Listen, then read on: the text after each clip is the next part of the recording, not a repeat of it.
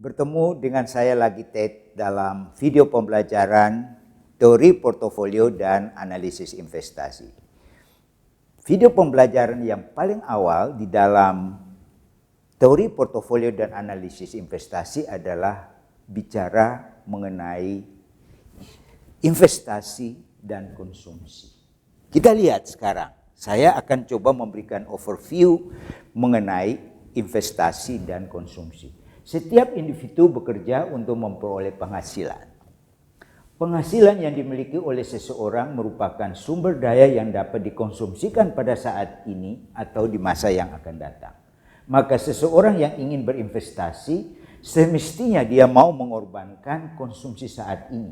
Sacrifice current consumption. Dengan harapan dia akan memperoleh penghasilan atau konsumsi yang lebih baik di masa yang akan datang. Oke? Nah, kita lihat selanjutnya. Kenapa saya berbicara mengenai konsumsi dan investasi?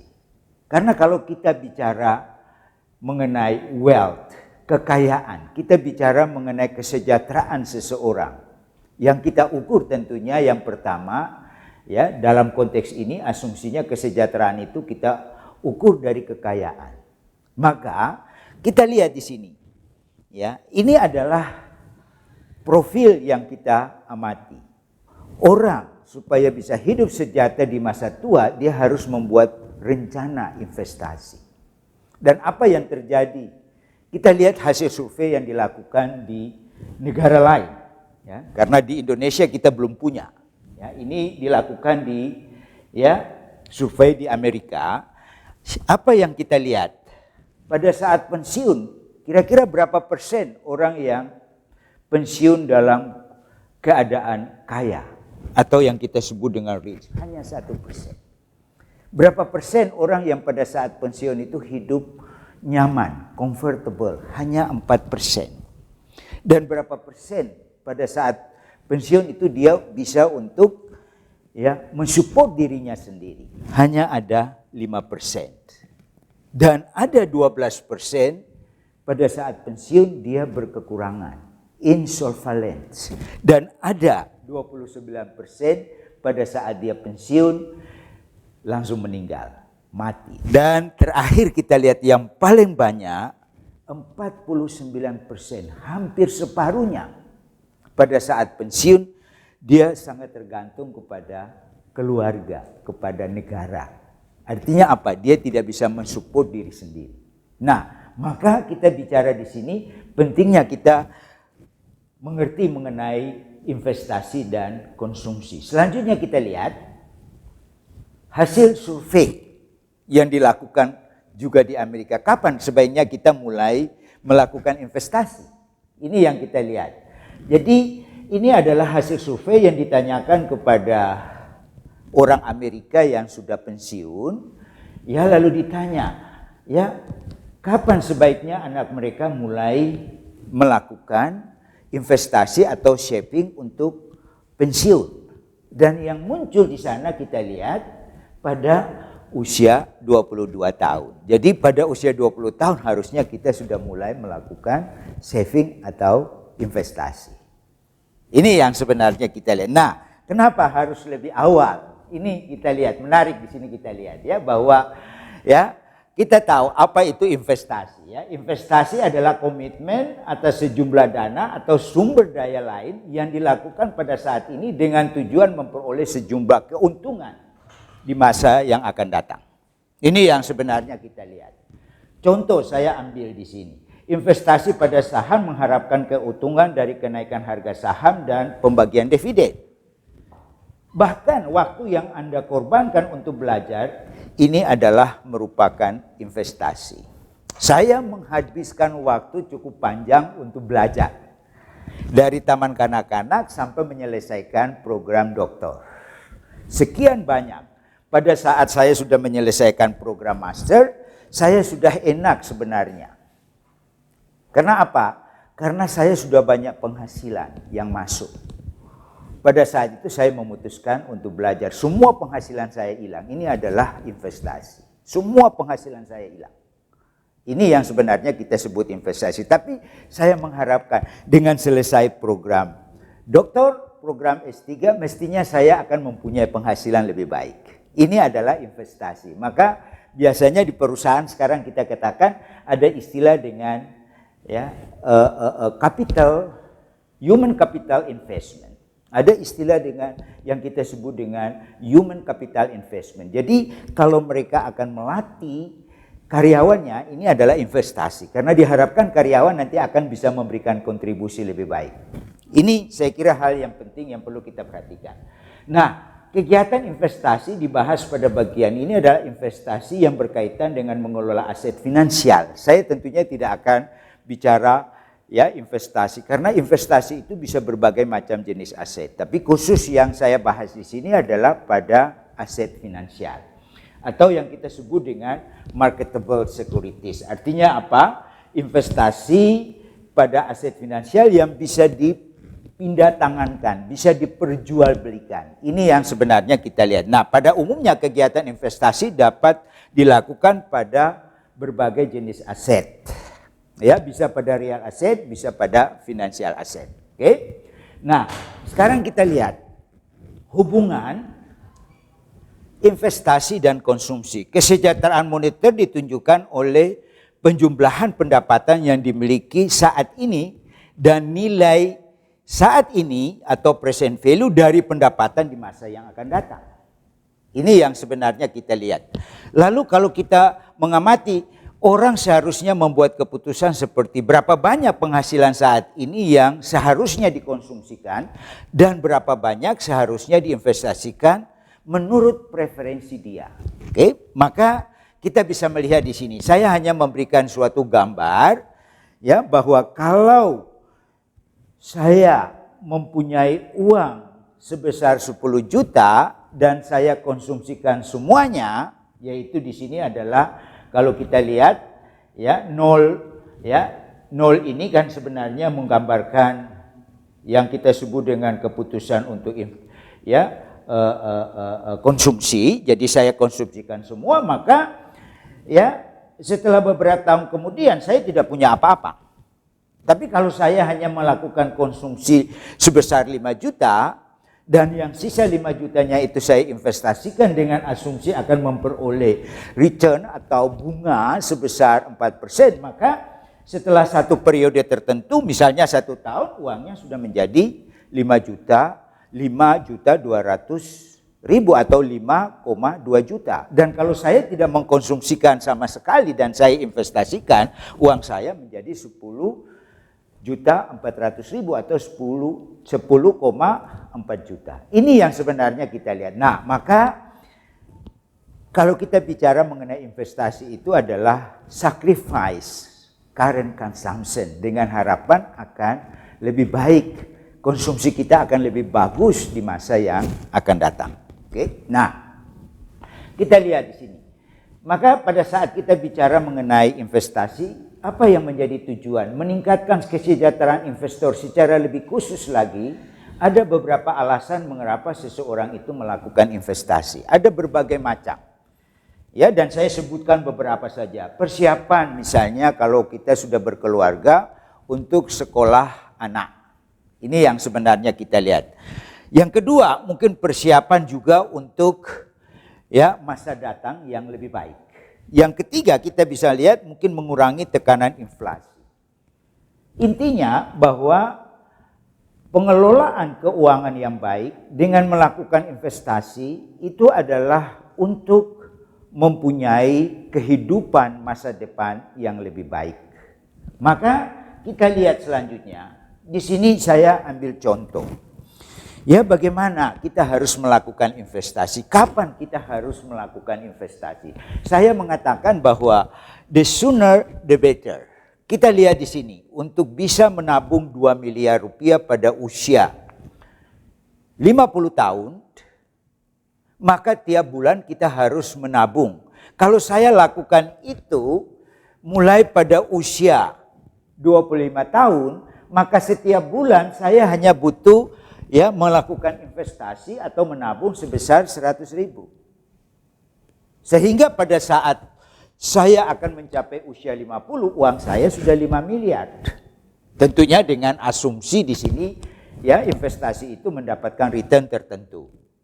Tetapi kalau saya lakukan itu pada usia 30 tahun, setiap bulan saya harus melakukan investasi sebesar 350.000. Untuk bisa menghasilkan 2 miliar pada saat usia saya mencapai 50 tahun. Dan kalau saya lakukan itu pada usia 40 tahun, setiap bulan saya harus investasi atau menabung sebesar 4.100.000.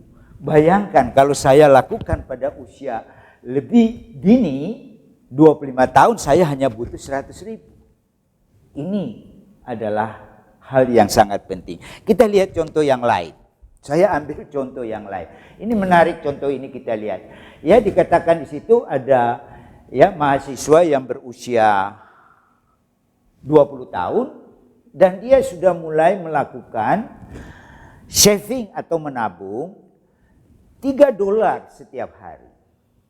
$3 setiap hari. Artinya kalau dalam 1 tahun dia kumpulkan, itu uangnya telah menjadi $1.095.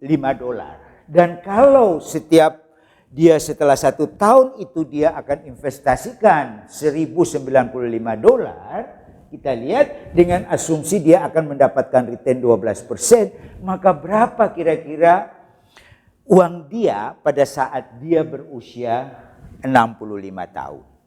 Dengan setiap hari menyisihkan $3 dan setelah 1 tahun dia investasi pada saham yang memberikan return 12%, pada saat usia 65 tahun uang dia sudah menjadi hampir 1,5 juta US dollar. Tepatnya 1.481,89 dolar. Ini yang sebenarnya kita lihat. Tetapi kalau dia lakukan itu bukan pada usia 20 tahun, tapi dia lakukan itu pada usia 40 tahun, pada saat dia pensiun, dia hanya punya uang sebesar 146,59 dolar. Ini yang sebenarnya kita lihat. Nah, apa yang bisa kita pelajari di sini? It pay to start saving earlier. Artinya apa? Lebih baik kita mulai melakukan investasi atau saving lebih awal. Oke? Kita lihat selanjutnya. Saya ingin melihat antara konsumsi dan investasi. Saya ambil ada 2 tipe di sini. Yang pertama saya katakan Jack namanya ini. Yang satu Frost. Ya, penghasilan Jack jauh lebih besar. $100.000 per tahun. Ya, kalau saya katakan di sini tentunya per tahun. Ya, sedangkan Frost hanya $35.000 per tahun. Oke, nah kita lihat sini. Ya, apa perilaku? Ya, bagaimana kita melihat gaya hidup antara Jack dan Frost. Kita lihat. Ini gaya hidup Jack. Ya, dengan penghasilan $100.000 per tahun. Tapi apa? Kita lihat gaya hidup. Dia tinggal di rumah yang besar. Semakin besar rumah yang Anda gunakan, semakin besar biaya. Gaya hidupnya setiap hari makan di luar. Itu gaya hidupnya Jack. Apalagi pakaiannya yang dia pakai, ya, itu kalau kita lihat di situ setiap 2 bulan ganti. Ini yang sebenarnya kita lihat, ya. Dia beli mobil mewah, ya, dengan kredit. Lalu yang terakhir, semua penghasilan dia selama 1 tahun dia habiskan. Oke? Nah, sekarang kita lihat bagaimana gaya hidup dari Frost. Dia hanya mempunyai rumah, ya, yang kecil. Tentunya harga listriknya juga murah, Ya, kalau sekarang ini kan malah dapat subsidi. Yang berikutnya kita lihat, dia memasak sendiri. Make own meal.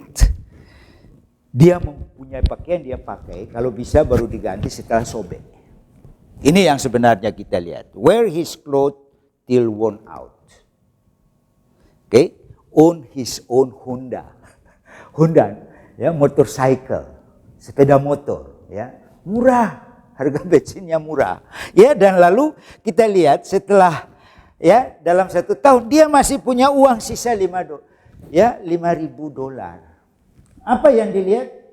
Penghasilan lebih besar? Nothing, tidak ada, nol, tidak punya sisa uang sama sekali. Oke, nah kita lihat selanjutnya.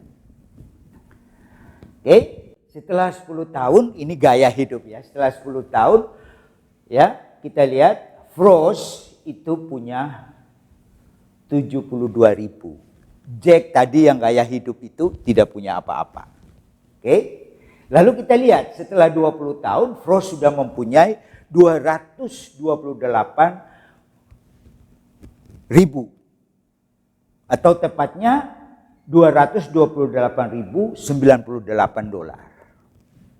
Jack, nothing, tidak punya apa-apa. Oke.